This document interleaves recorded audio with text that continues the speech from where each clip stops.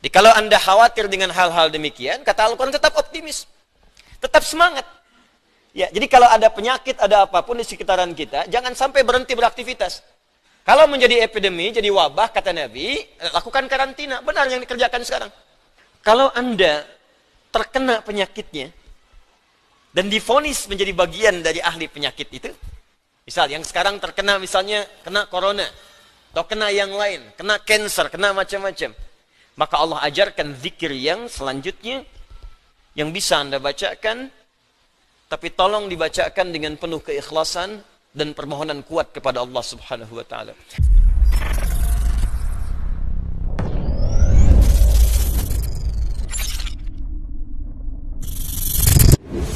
Ruh tidak banyak dipelajari. Sejak zaman Nabi orang bertanya pada Nabi sallallahu alaihi wasallam, Muhammad, apa esensi ruh? Bagaimana sifatnya? Bagaimana bentuknya? Apa nutrisinya? Turun Quran surah ke-17 ayat 85 untuk menjawabnya. Yas'alunaka 'anir ruh. Qulir ruhu min amri rabbi wa ma utitum minal ilmi illa qalila. Muhammad sallallahu alaihi wasallam, mereka semua banyak bertanya kepadamu tentang esensi roh. Katakan pada mereka, roh itu urusanku. Semua infonya hanya dimiliki Allah Subhanahu wa Ta'ala. Dan kalian tidak diberi pengetahuan kecuali sedikit. Sedikit untuk urusan fisik, silahkan. Ya, gali analisis terkait tentang fisik, bedah. Dapatkan kebutuhannya, teliti bagian-bagiannya, dapat kita infonya. Tentang akal silahkan temukan, kreasi. Dapatkan ciri-ciri pengetahuan yang baru, bidang-bidangnya, turunan-turunannya. Tapi roh, kata Allah, hanya aku yang tahu nutrisinya. Maka diturunkanlah kemudian nutrisi roh untuk menguatkan nilai spiritual seseorang yang bisa menguatkan fisik dan akalnya. Awas, hati-hati ya. Kalau fisiknya sakit, tapi rohnya sehat, itu boleh jadi daya tahan tubuhnya semakin kuat. Dalam arti, bisa jadi, walaupun fisiknya kurang sehat, tapi rohnya kuat, dia bisa menjalani kehidupan dengan baik. Tapi kalau rohnya sakit, walaupun fisiknya terlihat sehat, sesungguhnya dia dalam keadaan selemah-lemahnya dalam beraktivitas. Nanti kita akan buktikan. Ya. Apa nutrisinya? Ibadah. Karena itu tidak ada nutrisi terbaik bagi roh kecuali ibadah. Untuk itulah kita diperintahkan sholat, diperintahkan mengaji, diperintahkan puasa, diperintahkan baca Al-Quran, diperintahkan tahajud. Apa esensinya? Untuk memberikan masukan kepada roh. Berikan makanannya supaya dia sehat. Berikan makanannya supaya dia kuat. Apa kaitan dengan kondisi saat ini? Dari hal yang saya paparkan ini, teman-teman sekalian, maka kita bisa bersama-sama menghadapi, musibah yang tengah kita alami saat ini dengan virus corona. Kita bagi pada dua bagian. Pertama, secara fisik, rujuk Kementerian Kesehatan, bagaimana informasi dari pemerintah yang disampaikan kepada kita, kita ikuti itu. Ya. Maaf, perilaku hidup yang sehat, ya, kemudian cari makanan yang dibutuhkan yang kuat, hindari begini begitu, tipsnya kita ikuti. Karena itu ikhtiar, ya, ikhtiar secara fisikal yang kita bisa ikuti pedoman-pedomannya. Tapi ada bagian juga yang sangat penting, yang terkait dengan pedoman roh. Karena sekuat-kuatnya fisik, kalau rohnya lemah, maka akan berpengaruh pada ketahanan fisiknya. Saya beri contoh sederhana begini. Fisiknya kelihatan sehat, tidak ada luka, nggak ada masalah. Cuma rohnya sakit. Iri hati, dengki, perasaan pesimis, perasaan tak enak hati. Itu ketika terjadi menimpa roh, dampaknya pasti akan hadir ke fisik. Sakit iri hati, hatinya rohnya yang sakit, fisiknya kuat. Tapi makan jadi nggak enak. Ketemu orang jadi nggak nyaman. Tidur jadi nggak enak, terbawa ke fisik.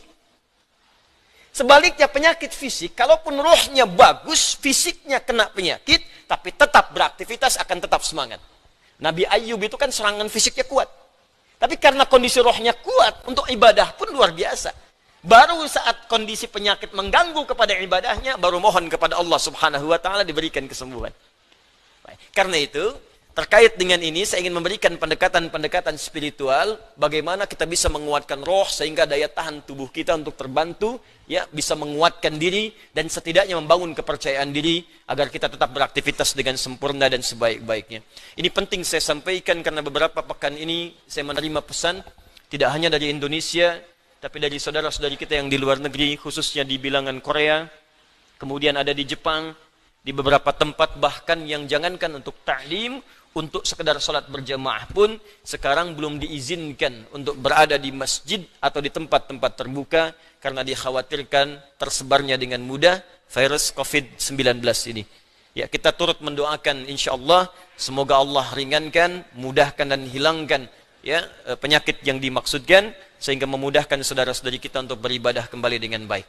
Ya, kemudian yang kedua saya ingin ajarkan zikir dalam Al-Quran yang bisa menguatkan roh tatkala dilanda penyakit-penyakit semacam yang kita hadapi pada saat ini.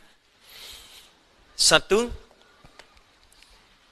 jika kita tidak tertimpa dengan penyakitnya, tapi khawatir itu hadir di lingkungan kita, maka diajarkan doa oleh Al-Quran terkait doa yang pernah dibacakan Nabi Ibrahim alaihissalam. Salah satunya terdapat di Quran surah ke-26 Asy-Syu'ara ayat ke-80. Wa idza maridtu fahuwa yashfin. Wa idza maridtu fahuwa yashfin. Singkat, padat. Wa idza maridtu fahuwa yashfin. Kalaupun aku sakit, apapun penyakitnya, pasti Allah akan menyembuhkan. Saya ulang ya. Wa idza maridtu fahuwa yashfin. Kalaupun aku ditimpa penyakit, apapun penyakitnya, pasti Allah sembuhkan. Ini bentuknya fi'il madhi tapi maknanya mudhari'. Das ya? Kalaupun aku sakit, wa idza kalau ketemu fi'il madhi maknanya mudhari'. Sebaliknya, mudhari ketemu dengan iz maknanya madhi. Iz yaqulu iz ya, iz misalnya, iz bertemu dengan fi'il mudhari maknanya madhi. Tapi kalau fi'il madhi bertemu dengan idza ya, itu maknanya mudhari, akan, belum kejadian. Ya, belum kejadian. Jadi kalau Anda khawatir dengan hal-hal demikian, kata Al-Qur'an tetap optimis. Tetap semangat. Ya, jadi kalau ada penyakit, ada apapun di sekitaran kita, jangan sampai berhenti beraktivitas. Kalau menjadi epidemi, jadi wabah, kata Nabi, lakukan karantina. Benar yang dikerjakan sekarang. Yang sakit jangan datang ke tempat-tempat perkumpulan, jangan keluar dari wilayah, kata Nabi, tinggal di situ. Yang tak sakit jangan berkunjung ke situ. Nah, itu perintah yang Nabi sampaikan ketika menjadi kepala negara. Maka kalau sekarang kepala negara atau lewat kementerian menginformasikan, jangan dulu orang asing masuk ke sini. Atau yang kena penyakit jangan berbaur. Nah, itu bagus, kita ikuti. Ikuti. Sekarang DMI, Dewan Masjid Indonesia, memberikan pengumuman, ada 6 poin di situ. Kita ikuti dengan baik. Ya, jadi kalau yang sedang sakit, sedang flu, batuk-batuk dan sebagainya, dirasakan bisa menular misalnya, maka tinggal di rumah. Salat. Ya, jangan berbaur dulu, khawatir menular. Itu standar dalam hadis Nabi. Itu biasa. Tapi kalaupun Anda misalnya berhadapan dengan orang-orang dan belum tahu bagaimana penyebarannya, tindakan preventif penting, silakan mau pakai masker yang lain, tapi keyakinan perlu dibangun. Kata Allah, wa idza maridtu fahuwa yashfin. Yakin. Ingat, ajal tidak terkait dengan penyakit. Ajal itu terkait dengan maut. Ingat baik-baik. Ajal terkait dengan maut, bukan dengan penyakit. Ya, belum tentu Anda ditimpa penyakit langsung meninggal, belum tentu. Karena banyak orang sehat pun wafat seketika.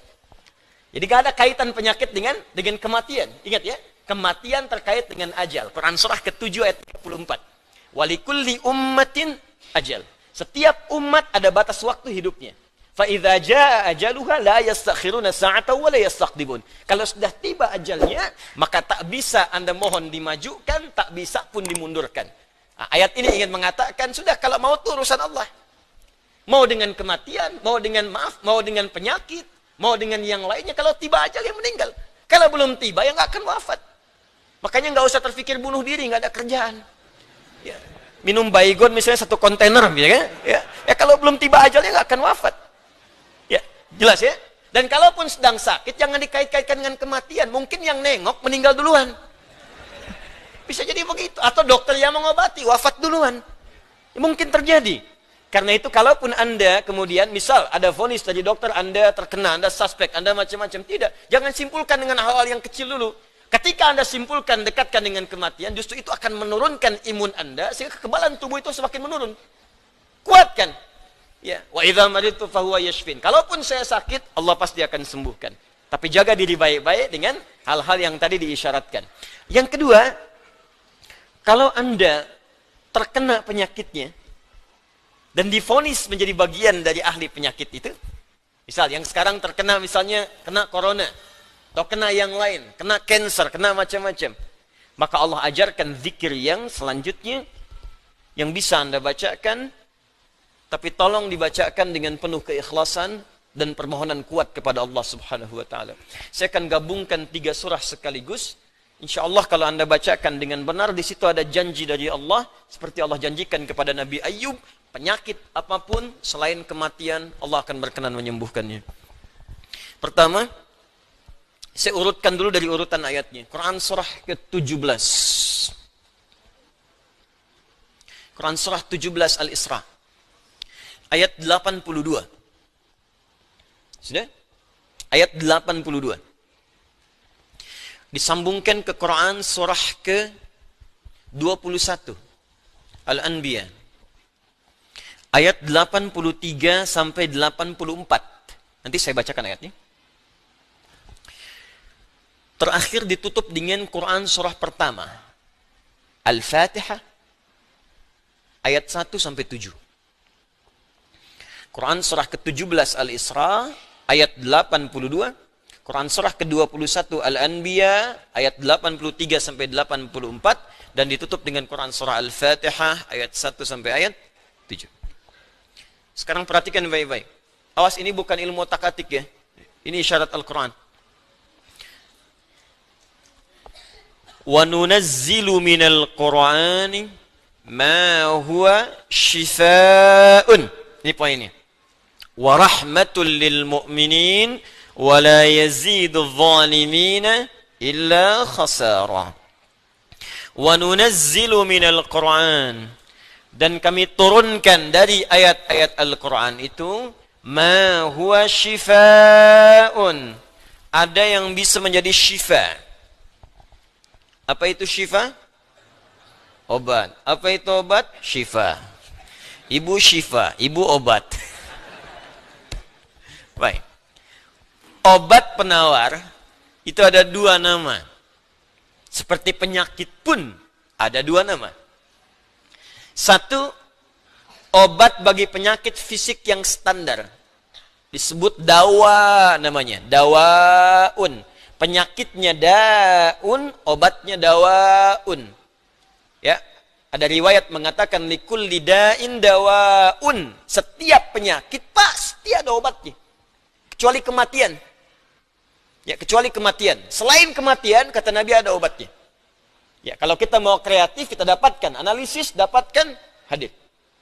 Ya, likulli da'in dawaun. Da itu penyakit fisik. Ya, pusing, sakit perut, sakit gigi, macam-macam. Kata Nabi, Anda kreatif, dapat obatnya. Obat untuk fisik ini disebut dawa namanya. Ada yang kedua, disebut dengan maradun. Maradun. Marad itu lebih kepada penyakit hati, penyakit jiwa, roh. Ini Quran surah kedua Al-Baqarah ayat 10. Fi qulubihim marad, fazadahumullahu marada. Ada orang-orang munafik yang kena penyakit. Fisiknya sehat, kuat, ke masjid nomor 1, saf pertama dia. Cuma di hatinya ada penyakit. Ya, masuk masjid nyanjung Nabi, keluar masjid mencela Nabi. Nah, itu penyakit, hati-hati. Masuk masjid, nyanjung-nyanjung, keluar mencela-cela. Di depan berkata baik, di belakang menjelek-jelekan. Nah, itu sakit. Nah, itu sakit tuh. Ya. Apa penyakitnya? Marad. Obat penyakit hati, ini, maka namanya bukan dawa, tapi disebut dengan syifa. Syifa. Syifa'un. Tahan, pelan-pelan. Jikalau ada orang iri hati, orang dengki, mohon maaf, orang terkena penyakit hati yang lainnya, maka obatnya tidak akan pernah ditemukan di apotek atau di rumah sakit tertentu. Silahkan Anda datang ke Kimia Farma, datang ke apotek-apotek yang Anda dapatkan di sekitaran, Century dan sebagainya. Tanyakan, ada enggak obat penyakit hati? Ada enggak obat iri hati? Ada nggak obat dengki? Nggak akan ditemukan. Kenapa? Karena mereka khusus menangani penyakit-penyakit fisikal, disebut dengan daun. Tapi kalau syifa, maka ini erat kaitannya dengan penyakit yang pertama ini, penyakit hati. Di mana ditemukannya? Kata Allah, wa nunazzilu minal Qur'an. Solusinya ada dalam Al-Quran. Maka nanti Allah turunkan beberapa amalan-amalan yang saat dikerjakan amalan itu bisa menghikis, menyembuhkan, bahkan menghilangkan penyakit-penyakit hati. Cari ayatnya. Maka Anda akan temukan kalimat-kalimat dalam Al-Quran, ayat-ayat bimbingan. Ini obat untuk menghilangkan malas. Ini obat untuk menghilangkan iri hati. Bahkan ini mencegah penyakit dengki. Kalau ada orang sekitaran dengki dengan kita, bacakan ayat ini. Turun surah Al-Falaq. Kalau ada orang munafik, bacakan surat yang ini. Kalau ada orang ini, bacakan surat yang ini. Nah, pencegahan-pencegahannya, obatnya ditemukan bagiannya di Al-Quran. Tapi syifa juga memiliki makna yang kedua. Dia adalah obat bagi penyakit fisik yang sudah sulit ditemukan obat dan penawarnya. Kalau dokter sudah mengatakan, sudah ini nggak ada obatnya. Ini belum ditemukan penawarnya. Maka Allah turunkan kemudian beberapa ayat dalam Al-Quran berupa zikir-zikir tertentu yang kalau dilakukan dengan benar, maka melahirkan penawar yang tidak ditemukan secara fisikal. Apa diantaranya? Yuk kita bacakan Quran surah ke-21 Al-Anbiya ayat ke-83 sampai 84. Kenal Nabi Ayub? Bagus. Ada yang kenal di sini. Baik. Bukankah ujian Nabi Ayub salah satunya kena penyakit fisik? Bukankah ujian Nabi Ayub alaihissalam salah satunya kena penyakit fisik? Ya. Pertama ujian harta, habis semua asetnya. Yang kedua ujian keluarga, wafat semua anaknya. Yang kedua ketiga ujian fisik. Diuji dengan penyakit, yang belum ditemukan obatnya, tidak akan pernah dirasakan orang sebelumnya, tidak dialami orang setelahnya, saking parahnya penyakitnya. Dokter mengatakan sudah nggak ada obat. Orang mengatakan secara klinis mustahil sembuh, nggak ada obatnya. Maka apa yang dikerjakan oleh Nabi Ayub alaihissalam? Ingat, ini pesan dari Al-Quran. Ada isyarat begini, ketika manusia mengatakan, makhluk mengatakan ini mustahil, itu tanda pertama dari Allah supaya langsung kita diminta untuk memohon kepada Allah Subhanahu Wa Taala. Jadi kalau ada orang mengatakan ini nggak bisa, itu langsung tanda langsung dari Allah supaya tinggalkan pendapat makhluk, minta kepada Khalik. Itu poinnya. Makanya seringkali ujian penyakit itu diantaranya mendorong kita untuk mendekat kepada Allah. Jadi kalau Anda diberikan penyakit sampai parah, nggak menyebut nama Allah juga, perlu dikasih apa lagi supaya ingat sama Allah? Jadi kalau diberikan yang paling parah, nggak sempat menyebut nama Allah juga, Anda perlu dikasih apa lagi? Karena itu seringkali ujian itu, kata Nabi, jika Allah mencintai seorang hamba, diberikan ujian supaya dekat dengan Allah. Innallaha idza ahabba 'abdan ibtala. Allah itu kalau sudah cinta dengan seorang hamba, diberikan ujian supaya ingat, nyebut. Mungkin sebentar lagi wafat, sebut nama Allah, dekatkan diri dengan Allah. Makanya, maaf ya, nikmat kesehatan itu berharga ketika sakit. Ya, syukur nikmat itu datang ketika sakit. Peningkatan ibadah hadir ketika sakit. Begitu diuji, ingat Allah. Nah, ini yang dikerjakan Nabi Ayub alaihissalam. Begitu penyakitnya sudah mulai mengganggu beliau ibadah, maka perhatikan zikirnya. Amalkan ini, bacakan dengan penuh ketulusan. Wa Ayyuba, dan kami buka kisah Ayub alaihissalam. Idh nada rabbahu anni massani yadurru wa anta arhamur rahimin. Ini zikirnya. Anni massani yadurru wa anta arhamur rahimin. Anda boleh bacakan dari sini. Ya, anni massani yadurru wa anta arhamur rahimin. Allahumma anni massani yadurru wa anta arhamur rahimin. Allahumma anni massani yadurru wa anta arhamur rahimin. Dalam tahajud Anda mohon kepada Allah. Yang divonis misalnya matanya sulit sembuh. Yang divonis misalnya ini penyakit gak mungkin sembuh. Yang divonis cancer macam-macam minta. Allahumma anni massani yadurru wa anta arhamur rahimin. Ya Allah, penyakit ini sudah mulai mengganggu saya untuk bisa fokus ibadah kepadamu. Ini kuncinya. Jadi kalau bacakan ayat ini, arahkan ke kepentingan ibadah. Jangan cuma minta sembuh.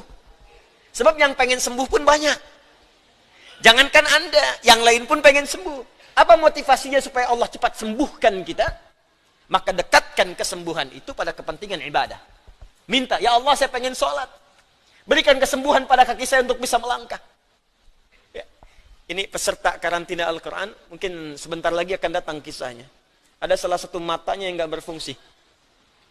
Divonis gak bisa melihat. Gak bisa melihat salah satunya. Dia ikut karantina.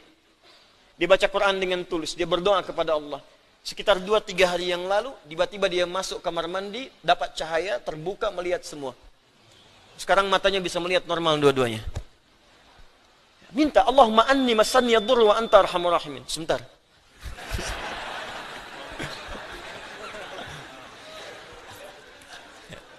Ya Allah, ini penyakit sudah mulai mengganggu saya untuk ibadah. Saya pengen ke masjid ya Allah. Saya pengen Jumatan. Saya pengen jamaah ya Allah. Cuman karena ini saya nggak bisa lagi jamaah. Bukankah engkau menyukai hambamu yang jamaah ya Allah?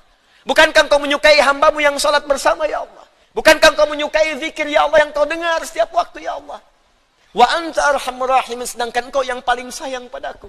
Kalau yang paling sayang saja tidak engkau sembuhkan, lantas kepada siapa lagi aku mohon dan meminta?